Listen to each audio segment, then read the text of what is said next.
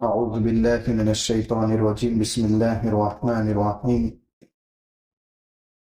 واللاتي يأتين الفاحشة من نسائكم فاستشهدوا عليهن أربعة منكم فإن شهدوا فأمسكوهن في البيوت حتى يتوفاهن الموت أو يجعل الله لهن سبيلا۔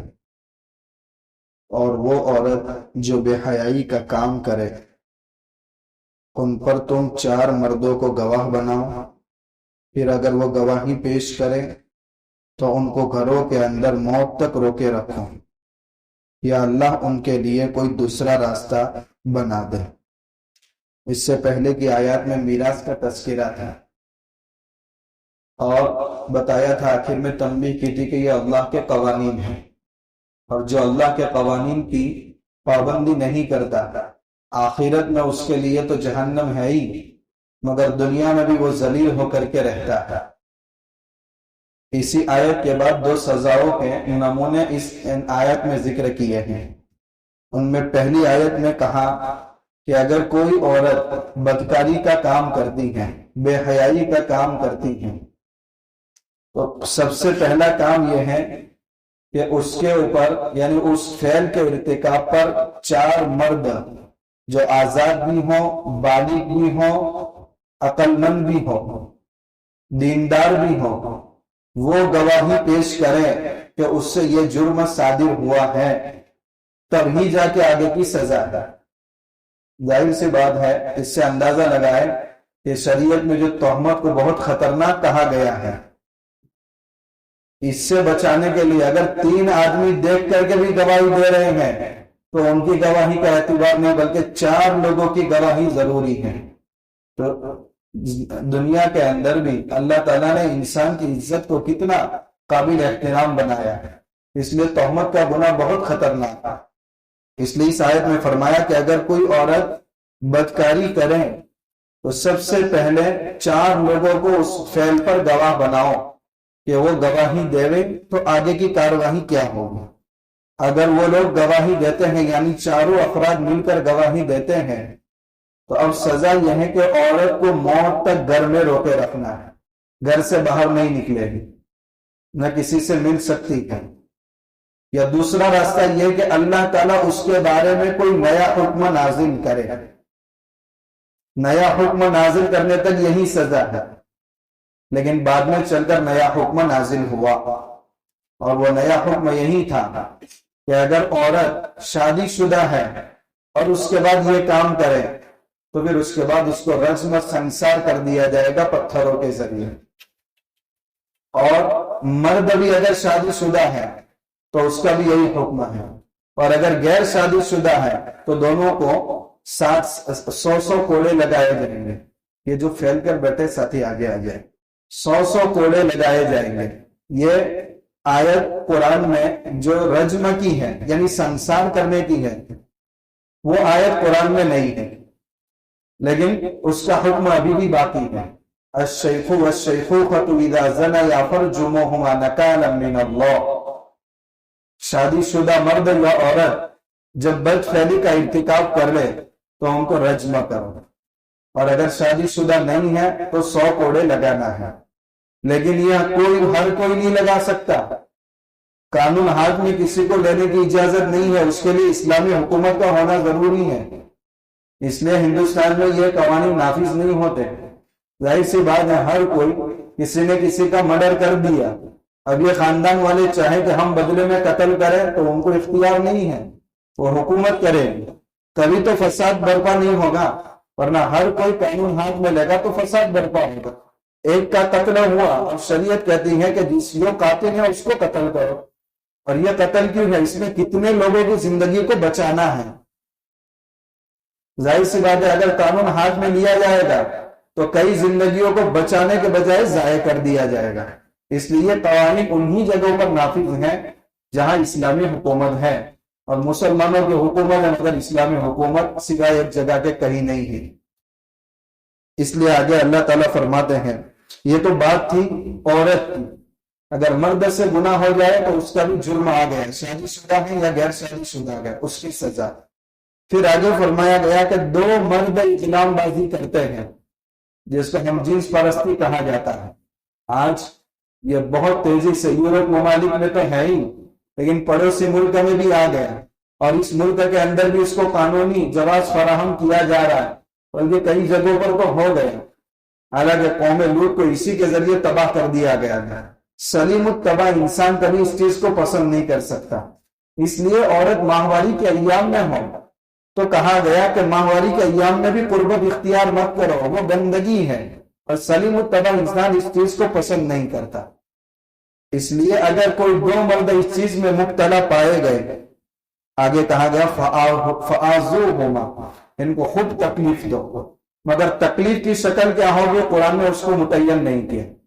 حتیٰ کہ حضرت ابوبکر صدیق رضی اللہ تعالیٰ عنہ کے زمانے میں ایسے لوگوں کو جلانے کی سزا بھی ثابت ہے. تو اب یہ سزا کون تجویز کرے؟ یہ وقت ابھی اسلامی حکومت تجویز کرے گا. سزا کا تذکرہ نہیں کیا، چاہے کوڑے لگانے سے سدھر جاتے ہو تو وہ، یا پھر جو بھی سزا متعین کر سکتے ہیں، یہ اس کی ثواب دیکھ پر قرآن نے چھوڑ دیا ہے. پھر آگے فرمایا فَإِن تَابَ، اگر وہ توبہ کر لے وہ اصلحہ اور نیک بن جائے.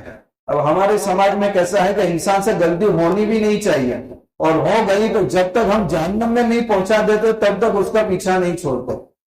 انسان ہے، اللہ نے دونوں طاقتیں رکھی ہیں اس کے اندر، کبھی پھسل بھی جاتا ہے اور کبھی بچ بھی جاتا ہے. تو اگر ایک بار غلطی ہونے کے بعد اس کو احساس ہو گیا تو خود اللہ کے نبی صلی اللہ علیہ وسلم فرماتے ہیں التائب من الذنب کمن لا ذنب لہ، کہ توبہ کر دی گناہ سے ایسا ہو گیا اس نے گناہ کیا ہی نہیں ہے. تو اگر توبہ کر لیتے ہیں فَأَعْرِضُ عَنْهُمَا، اب ان کو تانے مت دو، ان سے اعراض کرو، ان کے معاملے کو چھپانے کی کوشش کرو. من ستر مسلما سترہ اللہ یوم القیامہ، جو کسی مسلمان کا عیب چھپائے گا اللہ کل قیامت کے دن اس کے سارے عیب چھپائیں گے. پھر آگے فرمایا ان اللہ کان توابا رحیما، کسی سے یہ کام ہو جائے تو اللہ کا دربار ایسا ہے کہ اس دربار میں مایوسی نہیں ہے. 100 بار بھی توبہ توڑ دی ہے تو بھی واپس آ جائے. اللہ خوب توبہ قبول کرنے والے اور رحم کرنے والے ہیں. آگے اللہ تعالیٰ فرماتے ہیں، دیکھیے قرآن کی آیت کا انداز دیکھیے، اللہ پر لازم ہے توبہ قبول کرنا. حالانکہ اللہ پر کوئی چیز لازم ہی نہیں ہے، لیکن اللہ تعالیٰ بندوں کو مایوسی سے بچانے کے لیے اس انداز کا کلام فرما رہے ہیں. اللہ پر لازم ہے توبہ قبول کرنا ایسے لوگوں کے لیے جو بے وقوفی میں، نا سمجھی میں گناہ کر لیتے ہیں. یہ کیوں کہا گیا کہ نا سمجھی میں گناہ کر لیتے ہیں؟ ظاہر سی بات ہے، بندہ اسی کا کھا رہا ہے، اور اسی کی اگر کوتاہی اور نافرمانی کر لے تو یہ نا سمجھی کی بات ہے. غلام کبھی اپنے آقا کی نمک حرامی نہیں کر سکتا. دوسری بات ہے کہ انسان کو معلوم ہے کہ زہر ہے اور وہ زہر کو کھا رہا ہے، تو یہی کہا جائے گا کہ نا سمجھی میں اس نے یہ کام کر لیا ہے. تو اگر گناہ بھی تو زہر ہے اور اس نے وہ کر لیا ہے تو یہ نا سمجھی. خود اللہ تعالیٰ فرماتے ہیں نا سمجھی میں ہی تم گناہ کر رہے ہو، جان بوجھ کر نہیں کرتے. کہ اللہ کو ناراض کرنا ہے نعوذ باللہ، ایسا تو کوئی بندہ نہیں کرتا. تو ایسے بندے کی توبہ قبول کرنا اللہ پر لازم ہے کہ جو نا سمجھی میں گناہ کرتا ہے پھر فوراً توبہ کرتا ہے. ثم یتوبون من قریب، پھر فوراً توبہ کر لیتا ہے. دیکھیں گناہ کی طرف بالکل لپکنا نہیں، یہ خاصیت کس کی ہے؟ فرشتوں کی. گناہ کی طرف لپکنا، گناہ کرنا اور اڑے رہنا، یہ کام شیطان ہے. گناہ ہو جانا اور اس کے بعد فوراً معافی مانگنا، یہ خاصیت کس کی ہے؟ انسان کی. یہی اللہ تعالیٰ فرماتے ہیں کہ اس کی توبہ ہم ضرور قبول کر کے رہیں گے کہ جس نے نا سمجھی میں گناہ کر لیا اور فوراً توبہ کر رہا ہے.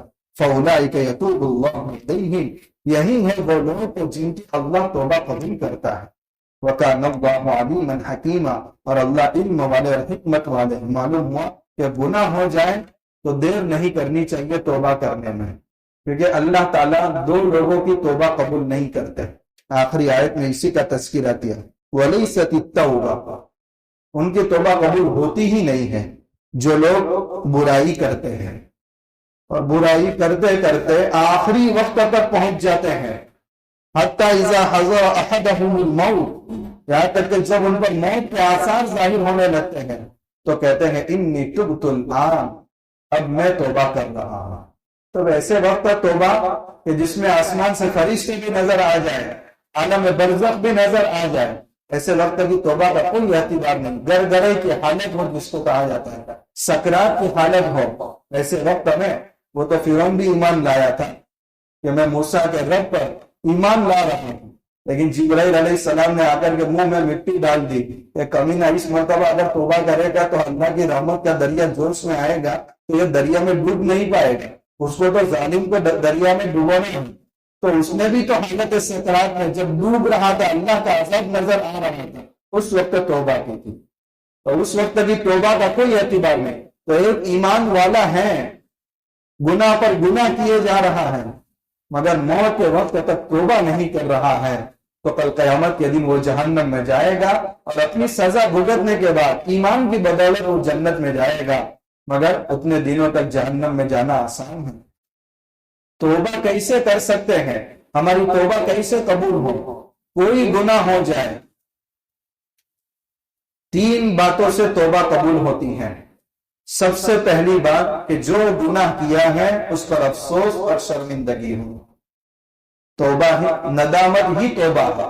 ایک انسان نے غلط کام کیا اور اس کو افسوس ہو رہا ہے کہ میری نماز چھوٹ گئی، میں نے کتنے سالوں کی رمضان کے روزے نہیں رکھے، میں نے زکوٰۃ نہیں دی ہے، میں نے فلاں کا حق مارا ہے.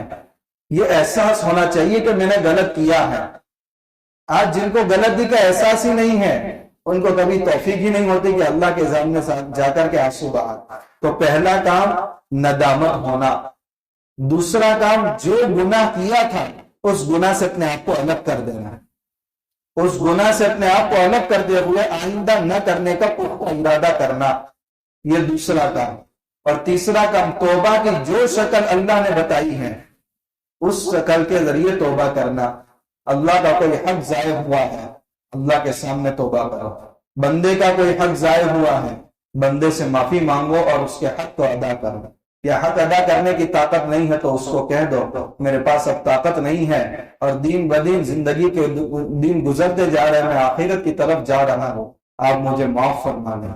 نماز قضا ہونی ہے تو اس کی توبہ کی شکل یہ نہیں کہ اللہ معاف کر دے، 15 سال کی نمازیں چھٹی ہے آپ معاف کر دیجیے، نہیں، وہ نمازوں کو تو لوٹانا ہے.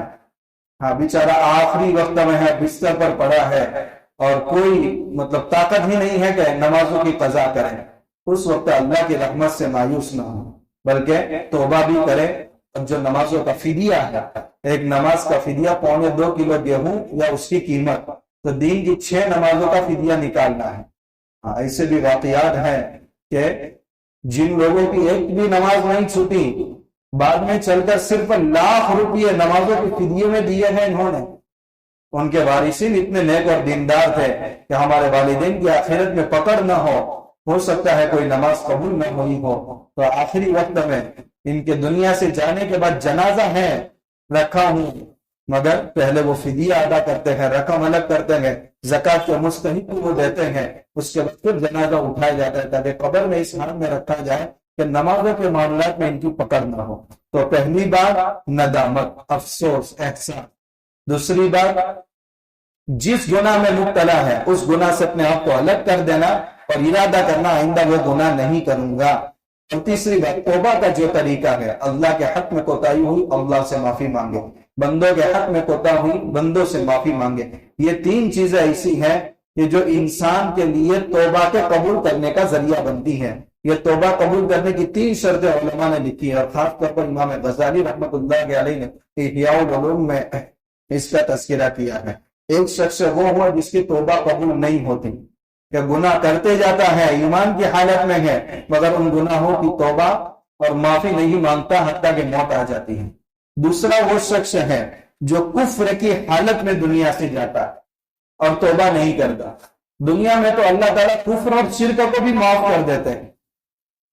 یہ جو قرآن میں کہا گیا اللہ سارے گناہ معاف کریں گے مگر شرک کا نہیں معاف کریں گے، یہ آخرت کی بات ہے.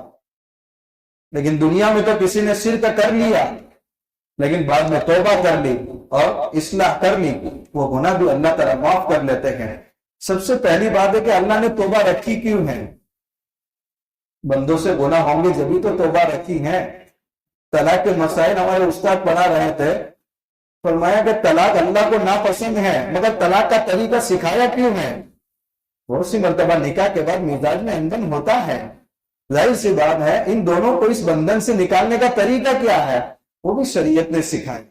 تو توبہ اللہ نے اسی لیے رکھی ہے کہ بندے سے گناہ ہو جاتا ہے، مگر وہ بندہ جو فوراً توبہ قبول کر لیتا ہے، اللہ نے جو ترتیب بتائی کہ اس کی توبہ کو اللہ قبول کریں گے، یہ اللہ کی ذمہ داری ہے، اگر اس انداز سے اللہ نے کلام دیا ہے۔ ورنہ ہمارا عقیدہ ہے کہ اللہ کے ذمہ کوئی چیز لازم نہیں ہے، کوئی چیز ضروری نہیں ہے۔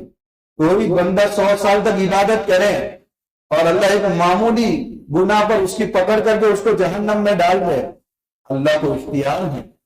بندہ ریشم کا مالک ہے، وہ چاہے تو 2 ٹکڑے کرے تو اس کو بولنے کا ادھیکار نہیں ہے، کیونکہ وہ ریشم کا مالک ہے۔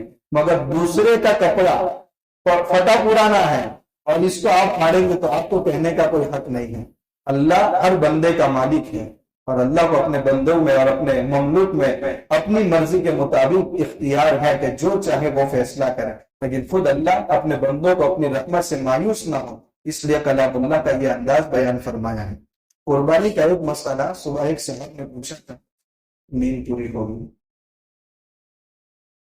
صبح ایک صاحب نے مسئلہ پوچھا تھا کہ مرحومین کی طرف سے جو ایصال ثواب کرتے ہیں، اس میں اگر ہم ایک مخصوص مرحوم کی طرف سے اگر جانور ذبح کر رہے ہیں تو اس میں کسی اور مرحوم کو شامل نہیں کر سکتے۔